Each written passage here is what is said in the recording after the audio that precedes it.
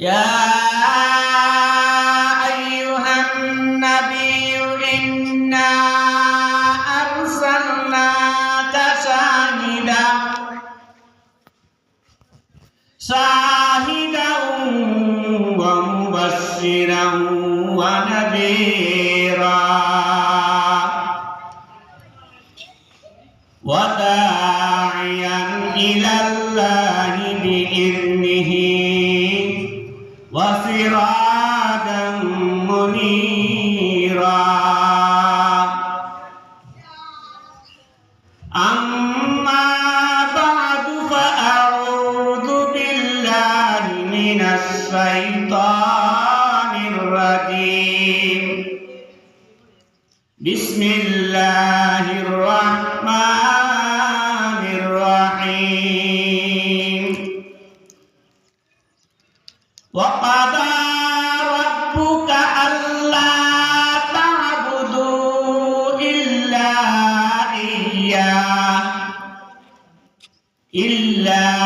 إياه وبالوالدين إحسانا إما يبلغن عندك الكبر أحدهما أو كلاهما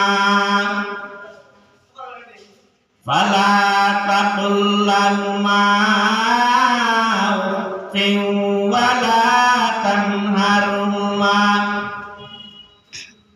وقل لهما قولا كريما بارك الله لنا ولكم في القرآن المجيد ونفعنا وإياكم بالآيات والذكر الحكيم صلى الله على سيدنا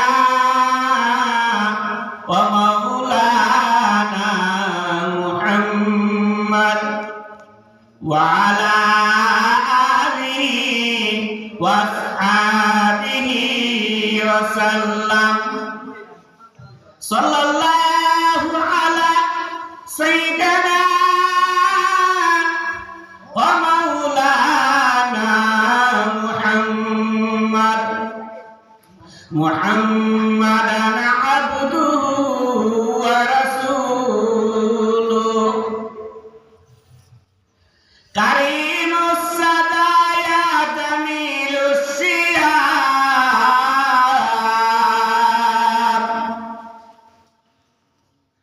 نبي البرايا شفيع الأمم بلد العلا بكماله كشف الدجى بجماله حسنت جميع خصاله صلوا عليه وآله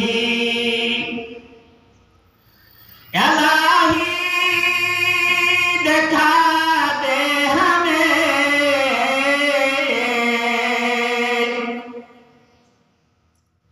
दियारे Medina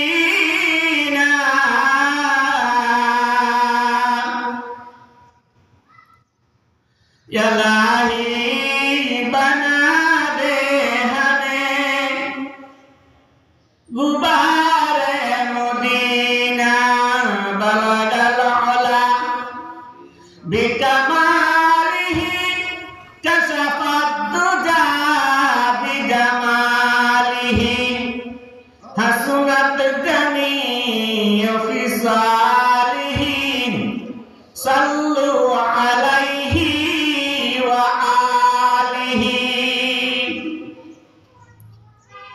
আলহামদুলিল্লাহ আল্লাহ তাআলা লাখ কোটি শুকরিয়া যে মহান রব্বুল আলামিন আমাদেরকে আজকের এই দ্বীনি মাহফিলে আসার বসার তৌফিক দান করেছেন। এই জন্য আল্লাহর শুকরিয়া আদায় করি আলহামদুলিল্লাহ।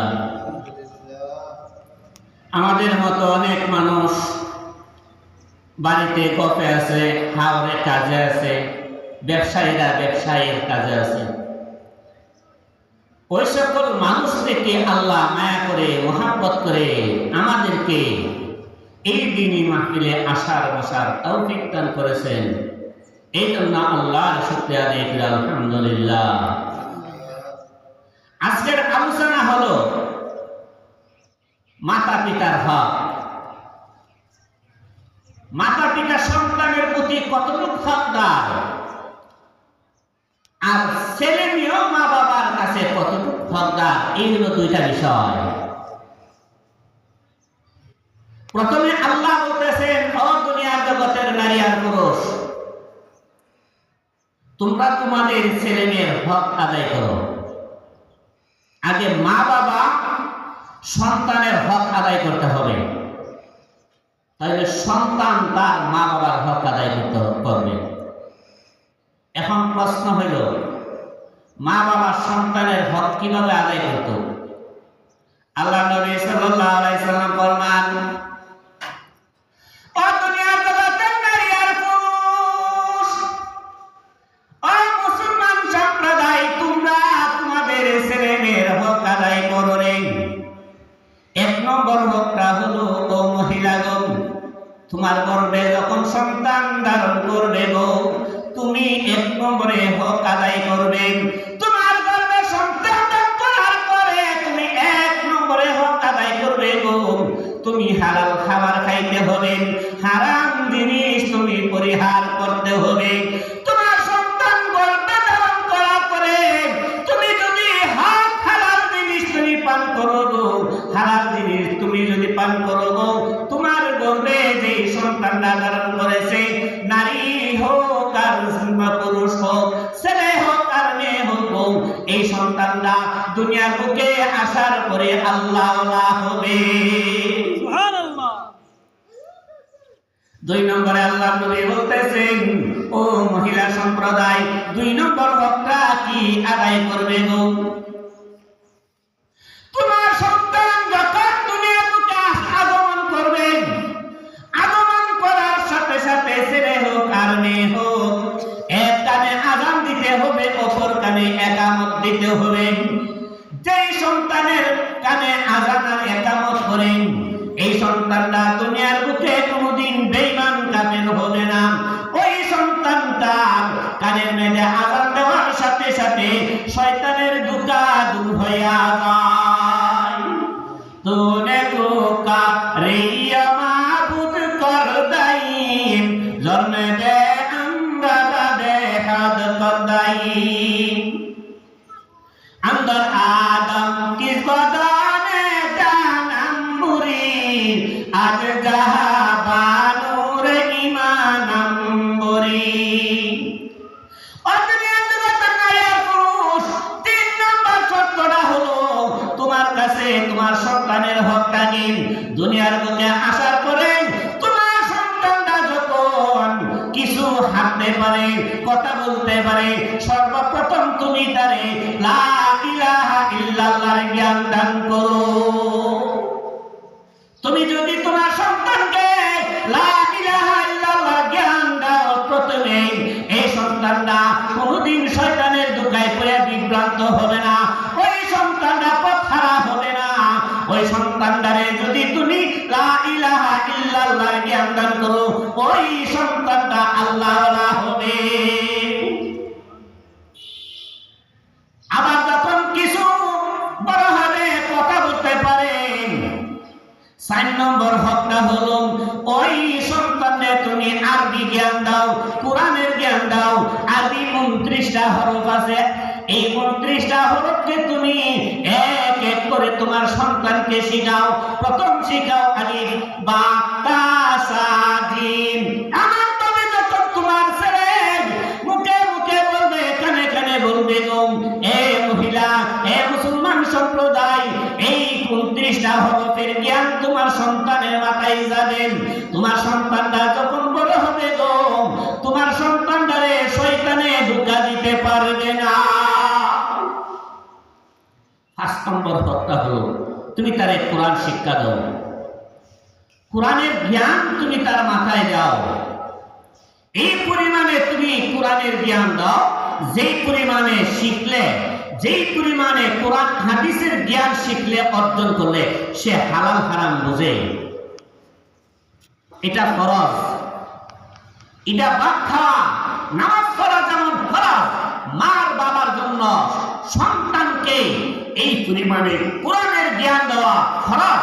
যেই পরিমাণে কোরআনের জ্ঞান অর্জন করলে সন্তান হালাল আর হারাম বুঝতে পারে, এতটুকু কোরআনের জ্ঞান দেওয়া মা বাবার জন্য ফরজ। এরপরেরটা হইল আল্লাহ নবী বলেন, ও আমার মায়ার উম্মত, তোমরা তোমাদের সন্তানকে আদব কায়দা শিক্ষা দাও। আদব কায়দা কি জিনিস? বড়কে সম্মান করো, ছোটকে স্নেহ করো, আলিমকে তাজিম করো। তোমার সন্তানকে তুমি যদি শিক্ষা দাও, ও আমার সন্তান, হে আমার ছেলে আর মেয়ে, তিনি হলেন তোমার মুরব্বী। মুরব্বীকে তুমি সালাম করো, মুরব্বীকে তুমি সম্মান করো। এইভাবে যখন মা আর বাবা সন্তানকে শিক্ষা দিবেন, এই সন্তানটা বড় হওয়ার পরে কোনোদিন বেয়াদব হবে না। এই সন্তানটা বড় হওয়ার পরে তার মুরব্বীর সম্মান করবে, তার মুরব্বীর সাথে কোনোদিন বেয়াদবি করবে না। আল্লাহ নবী সাল্লাল্লাহু আলাইহি ওয়াসাল্লাম ফরমান, ও আমার মায়ের উম্মত, আমাকে নবী বানায়া সমস্ত নবীগণের নবী, সমস্ত রাসূলগণের রাসূল বানায়া আমারে দুনিয়া বুকে পাঠাইছেন। এর সাথে আল্লাহ আমাকে ইলম দিয়েছেন, এর সাথে আল্লাহ আমাকে আদব কায়দা শিক্ষা দিয়েছেন। আমার মাবুদ আমাকে যে আদব কায়দা শিক্ষা দিয়েছেন, আমার কাছ থেকে আমার সাহাবায়ে কেরাম শিক্ষা গ্রহণ করেছেন।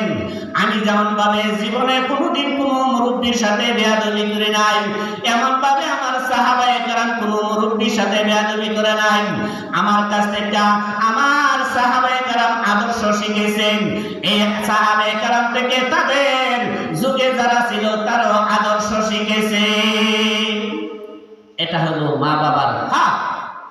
যেই সন্তানদেরকে 6টা জিনিস শিক্ষা দিবে, এই সন্তানটা বড় হওয়ার পরে হে তার মা বাবার হক আদায় করব। মা বাবার হক কি? সন্তান বড় হওয়ার পরে যখন বিবাহ শাদী করবেন, বিবাহ শাদী করার পরে বর্তমান যুগের ছেলে আর মেয়ের কথাটা আমি বলতেছি। বিবাহ করার পরে সর্বোচ্চ 3 মাস অতিবাহিত হয়। 3 মাস অতিবাহিত হওয়ার পরে স্ত্রী তার স্বামীরে মন্ত্র দিতেছে, ও আমার স্বামীরে,